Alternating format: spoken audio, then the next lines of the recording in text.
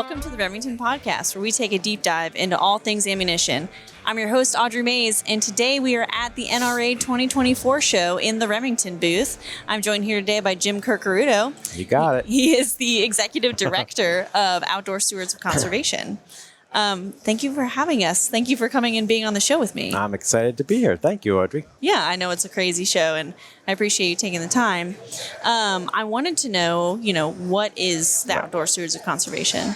Well, we're a relatively new 501c3 nonprofit. We were formed in 2021 because, I've been in the industry a long time, and I kind of have some pet peeves. And one of them big ones is that we, the people here at the NRA show, people that hunt, fish, trap, and shoot, don't get credit for all the cool stuff we do. Mm-hmm. So we ended up just, had a group of friends that became my board members, and we formed a mission to help promote the positive contributions of what we call HATS, Hunters, Anglers, Trappers, and Shooters, and Outdoor Stewards of Conservation Foundation was born. Yeah. Just having a good time growing it. Absolutely. A lot of people don't even understand that just by hunting, you are a conservationist because you contribute money to protect the habitat, protect the species. Right. Yeah, we're typically not the litter bugs.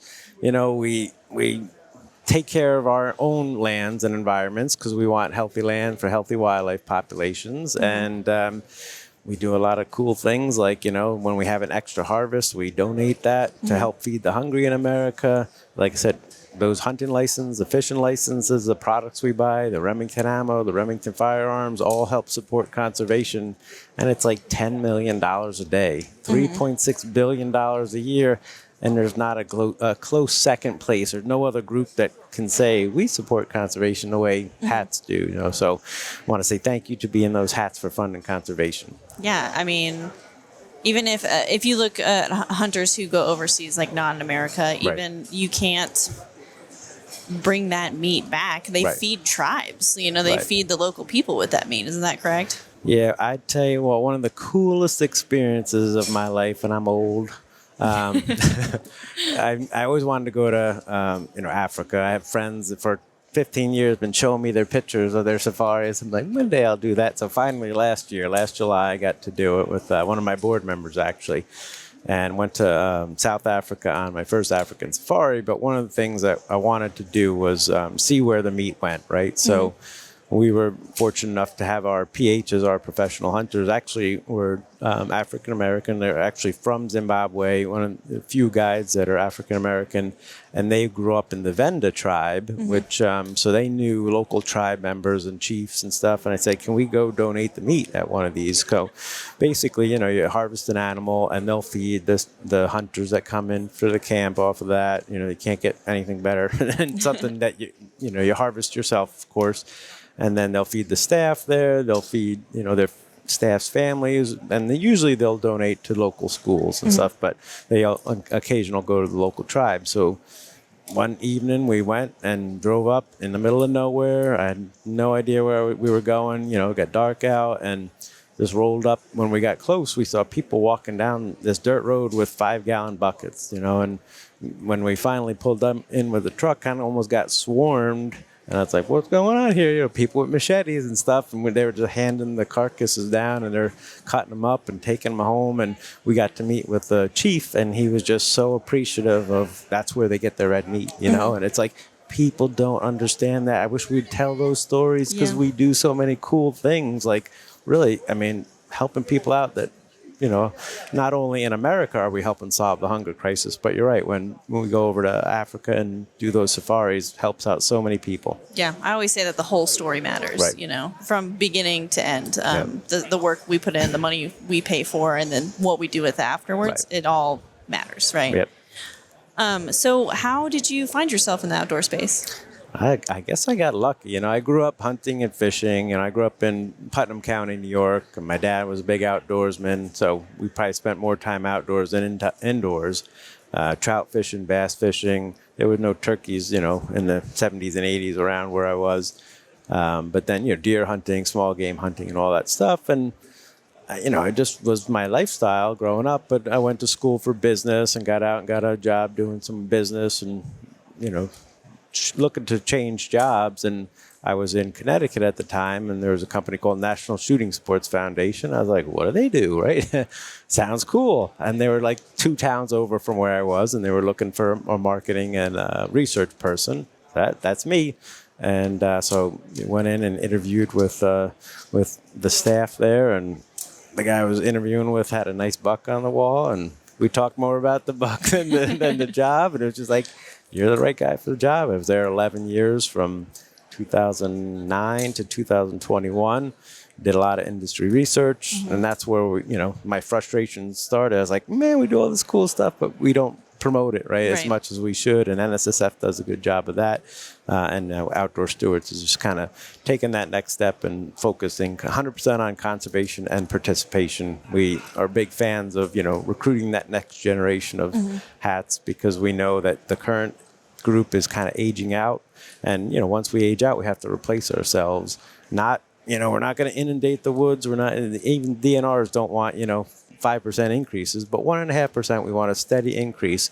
Unfortunately, we're seeing a kind of a steady, slow decline over the past couple of decades in hunting.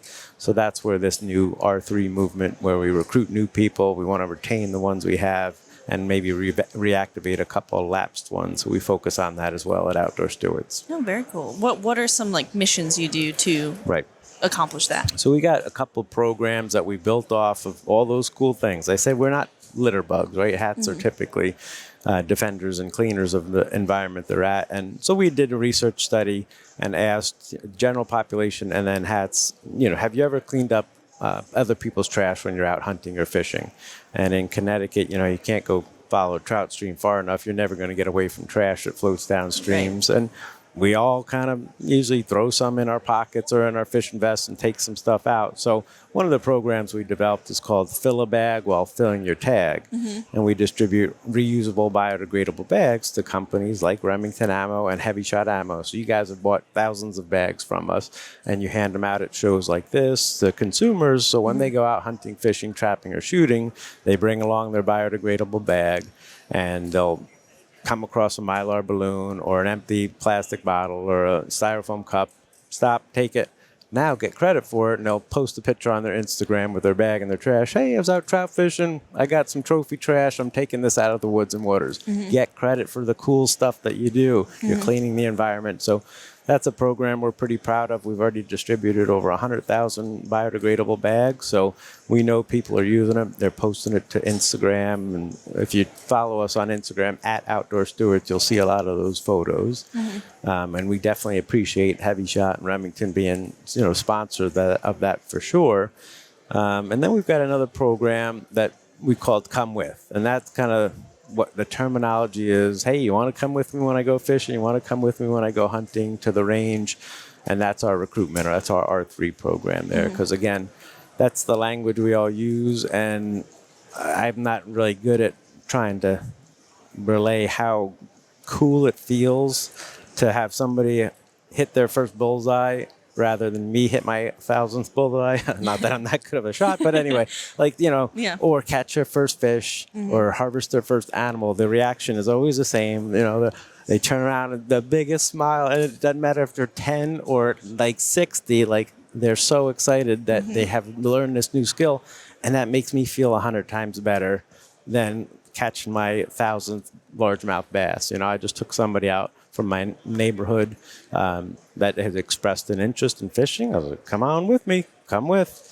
And he was so appreciative. And even now I'm feeling, it's such a good feeling. Bring somebody with you, ask somebody to come with you. It's so cool. I don't know if you've done it or not, but we've got to, push that program called Come With. And lastly, we're working on one called Connecting with Conservation. And this is where we remind hats that they're paying $10 million a day, and explain that to their friends and family that they're primary funders of conservation. And we do that through working with state wildlife agencies and manufacturers as well. So the example that we have again with Remington Ammo is we sent our video crew down to Arkansas. Where's Remington Ammo? Arkansas. Yes. And took a tour of the facility there, and then had Joel Hodgson, the marketing guy, and some other staff explain during the video, hey, when you buy some of this product from us, you're funding conservation. And then we also had the Arkansas DNR on. Hey, when you buy your hunting and fishing license, you're funding conservation. And that video then goes out to all the Remington customers and all the Arkansas DNR. And we made 9 videos with all sorts of partners and all sorts of state agencies across the country, reaching a bunch of people with that message. So a lot of cool stuff going on. Oh, definitely. I mean, you guys do a lot of work, and I think the Come With is one of my favorites. Like you were talking about, you know, I've seen someone hit their first clay before, and it's crazy. I'm like, wow, was I that excited? Right. Like, the answer is yes. Even your smile talking about it, it's such a good feeling. I like, breaking that clay, especially too if they miss like the first 5 or 6 and get frustrated, and then they finally hit one. You're just like, yes, you know. And sorry. And you know, you got them hooked, right? So now they're in the world with you, you know? Yeah. And every clay they break, you know, every shot they take, supporting conservation. So speaking of that, I wanted to talk a little bit about the Pittman-Robertson Act. Sure. Can you explain what that is? Yeah, I think, Bill, back in 1937, 2 senators, Key Pittman and Pat Robertson, you know, and a whole bunch of other people. They're just the namesake of it. But basically, they redirected a tax that was already in existence that came from firearms, and they redirected it to conservation. It can only be used for conservation. It goes to the state wildlife agencies, and since 1937, you know, it's somewhere around $17 billion. But, you know, just has ramped up over the last couple of years with all the interest in buying firearms and ammunition over the past couple of years. Target shooting has really done a good job of increasing participation. When you're target shooting, you're shooting a lot of ammo. So basically, the math works out perfect, right? You know, between hunting license and fishing license, it's about a $1.5 billion. Between excise taxes on guns and ammo, $1.2 billion, and then excise taxes from that Pittman-Robertson on fishing and archery product, another, you know, $600 million. So, and then it all adds up to like $3.6 billion a day, $10 million, or $3.6 billion a year, $10 million a day for conservation, like we talked about. I can't say it enough. We fund conservation, be proud of it, and keep doing it. I mean, take pride in it, right? Yeah, for sure. Yeah. And it's, you know, PR model has been going on since the 1937. It's the greatest model, the envy of the world. You know, as if, you know, you've been around to other places, Africa, they don't have it, and they don't have the habitats and populations that we have here today. And kind of now are the good old days. There's a lot of flourishing deer populations and elk populations. Obviously, we have our regional issues here and there, but really, state DNRs, 70% of their money comes from those license sales and the PR dollars. And without that, those DNRs can't hire the wildlife biologists. They can't manage the populations. They can't build boat ramps, shooting ranges, do hunter education. They're the ones getting their hands dirty and doing that great work. And they're getting their paychecks from people walking around the show. Yeah, and correct me if I'm wrong, but the PR, it's the most watertight bill that there is. Yeah, for sure. There's key language in there that says, you know, if for example a governor that, you know, might not know better wants to raid that PR money, because there's a bunch of money in there. You know, state of Georgia might get $35 million a year from it. Well, a governor or somebody might say, hey, we got to fill some potholes with that money. We don't have any money anywhere else. Well, if you take that away, you know, then you have to pay back everything, you know, that you've already gotten, and you're not going to get it for the next couple of years. And now where are you going to fund your wildlife department from? So some people have tried to, you know, defund it, but it just hasn't worked out so well for them yet. Yeah, I mean, because you have to replace it, like you said, and without hunters, without shooters, they're not going to be able to. Right. Yeah. Yeah, So.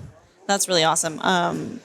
I know that Remington and I mean the Kinetic Group and stuff, we're very big contributors to. Oh, I think the biggest. Really? Yeah. Between, well, because you own Heavy Shot, Federal, Remington Ammo. I don't know if there's, you know, a bigger ammo company out there. So I think you're one of the biggest payers to PR through the ammo side of things for sure. So we appreciate that and keep doing it. Yeah. Doing a great job. Well, one thing that I did want to ask is you talked about, again, going back to Come With Me. Right. What is one experience that you've had that really affected you? The latest example, and it's somewhat embarrassing or something, but anyway, my kids, I have 2 boys. Right now they're 20 and 18, but back when they were 8 and 10, you know, some of their friends, I would take them fishing all the time, and then, you know, Dad would come pick them up, and they'd see my taxidermy over the basement. Oh, you're a hunter, you know, and they express that interest. So one of them, I had said, hey, you want to come out? And it took them a few years to finally say, all right, I'm ready to go, So we had scouted and went out preseason for deer, and we were on private property that allowed baiting, so we put out some corn, put out some trail cameras, walking through the thing, showing him a scrape, showing him a rub, and he's like, "What's this?" I said, "Oh, that's deer droppings." Like, he didn't. It's, you gotta remember, they don't know anything. They're not walking through the woods. They don't know what deer poop looks like, and so we showed them all that sort of stuff. And then the first time we went out, we ended up having a doe come in. And it was 7:30, and he didn't want to shoot, so he said, "You shoot the first one," because he wasn't ready to shoot. And so I said, "Okay, get ready to shoot." And all of a sudden, his phone alarm goes off, and he's like all embarrassed and stuff like that. So anyway, deer runs away, but ends up coming back and harvested that deer, and it was a great experience. And shared the meal with him, of course, and loved it. His wife always would shop at Whole Foods, and she's like, "I'm paying $20 a pound for this meat that you can just get in the backyard," type of thing. So that was cool. But I've taken him out other times, deer hunting, goose hunting, turkey hunting, and he has not pulled the trigger yet because I don't know how to apparently call a duck or a. But anyway, it's still a fun experience and stuff like that. So, and he goes out now by his own with his grandfather in New Jersey. He's been out for bear. He just hasn't got anything yet, but he's bought guns, he's bought ammo, so he's now a contributor. He buys a hunting license every year. So Ed, one day we'll get one, I swear we will, but it's a cool experience. Yeah, and I mean, some of the best hunting stories that anyone has is the unsuccessful ones, right? So I'm sure it wasn't a big deal. And yes, anticipation's there, so once we get one, it'll be a good payoff. Oh yeah, I like to say that I am probably the worst elk hunter in the world. I've been chasing elk for 5 years and never gotten one, but I contribute to keeping them alive. That's right. Every time. License. Yep, every time I buy a tag, buy a license, it doesn't matter. So, what is some incentive that the people have for the Fill the Bag campaign? Fill the bag. Well, just again, knowing that. Here's the problem, right? General population out there. We got 280 million adults in America. Traditionally, we've done surveys for 20 years about do you support somebody else's right toward hunting and fishing? And it's easy math. It's been about 80%, up or down a couple percentage over the years. But just the last time we did it in 2013, we identified it's dropped by 4%. And we've never had that drop kind of across the board between hunting, target shooting, and fishing. And 4% doesn't seem like a lot, but every percent is 2.5 million adult Americans. So we've lost 10 million Americans that said, I don't hunt, but it's okay for you to hunt. Now they say, I don't hunt, but I don't think you should hunt either, because they're only hearing one side of the story, how bad guns are, and then you relate guns to hunting, so hunting must be bad, and guns to target shooting, so target shooting must be bad. So wake up, hats. We're losing the general population, and the problem with that is once they decide to vote differently, they're going to slowly but surely erode our rights, because hunters really only 5-6% of the U.S. population, right? Maybe 10% at our strongest, but we really need to, change the cultural acceptance of hunting, and that's something that NRA is big on doing as well. And that way we do that is promote those positive contributions, funding conservation, cleaning up the environment, and that's where that Fill a Bag program comes in.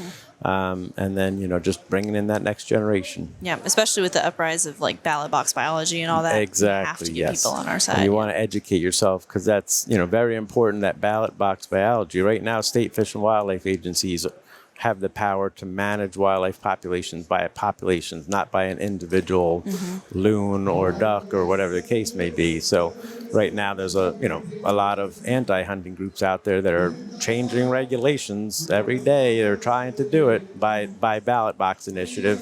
People that, again, don't know anything about hunting, all the positive contributions, say, okay, I don't think they should do that, and we're losing our rights to hunt almost on an annual basis. There's less and less we can do. So gotta put a positive spin on things and tell folks the good stuff that we're doing. Yeah, which is crazy, because the American model for wildlife conservation is the best. Yep. in the world. Yep. Yeah. Learn about that North American model, all the tenets of it. Again, scientific, we need to manage by scientific ones. Everybody in America's got the right to hunt and fish. That doesn't happen in too many other countries. Take advantage of that right, for opportunity, I should say. Yeah, and understand that like wildlife is a public resource. Correct. We need to keep it that way, right? Yep. Yeah. The king don't own it here. Right. Thank God for that. Yep. So if someone wants to learn more about outdoor stewards or anything, where should they go? Yeah, most of the stuff that we do, at least on a current basis, is on our Instagram at Outdoor Stewards. And then we'll update our website with some new stuff, outdoorstewards.org.